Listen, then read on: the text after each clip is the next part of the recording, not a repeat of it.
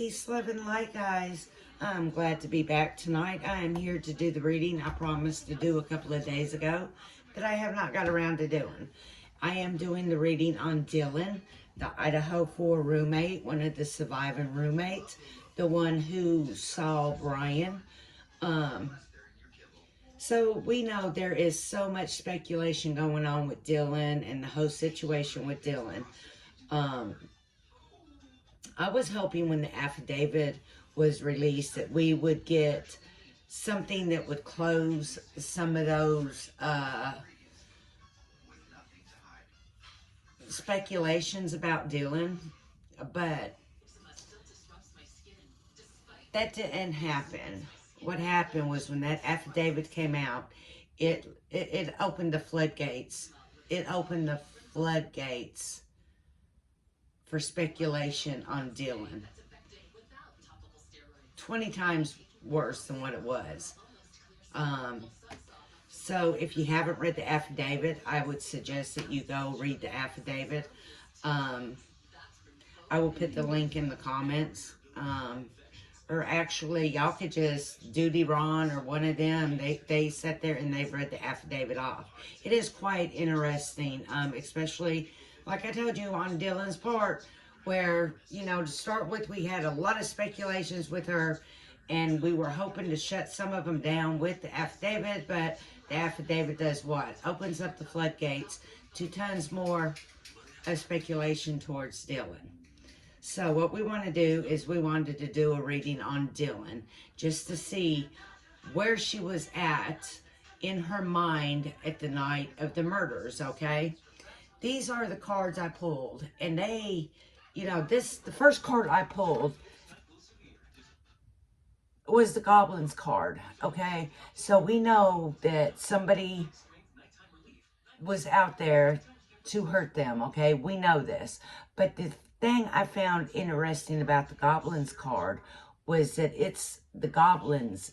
Notice it has an S at the end. It's not just one. It's not just a goblin. It's goblins. And if you notice in this, let me see if I can show y'all. There's a set of eyes here watching, and there's a set of eyes over here watching. There's two sets of eyes out here. Two sets of goblins out here. And there's the S. Okay? I found that quite interesting. Is there somebody else? Is there?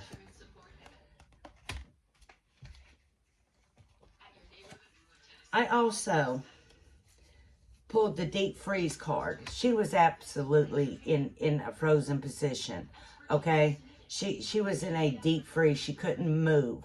You know, like where y'all had a dream where you needed to scream and you were trying to scream but you couldn't get it out. You had no voice. That's the same thing. That is the same thing with her. She froze up completely, okay? She freezes up completely. She also got the movement card, but she got the movement card in the reverse position, okay? If she would have got it in the upright position, that means there's movement, okay? She's able to move. But with her getting it in the reverse position, she can't move. She's frozen. She cannot move. Then she pulls stuck in the mud. She can't move. I think we get the picture here. But these are the cards that I pulled for her, so I'm going to read them, even though it's telling us she can't move. She's in a frozen state. Okay, she's stuck in the mud. There's no movement with her. She's in a deep freeze, okay? But I found this card very, very interesting that came after it. Details. It's the detail card. While she is in a froze position, she is stuck. She can't move. She can't breathe, probably. Her mind is gathering all the details with this person. Her mind is just taking all them details in. I found that quite interesting. So she also gets, her two last cards was a strength card in the reverse position, okay? then she also got the spirit of the place. This leads me to believe that she took herself and made it feel like there was no reason for her to be as scared as she was at that moment. Okay?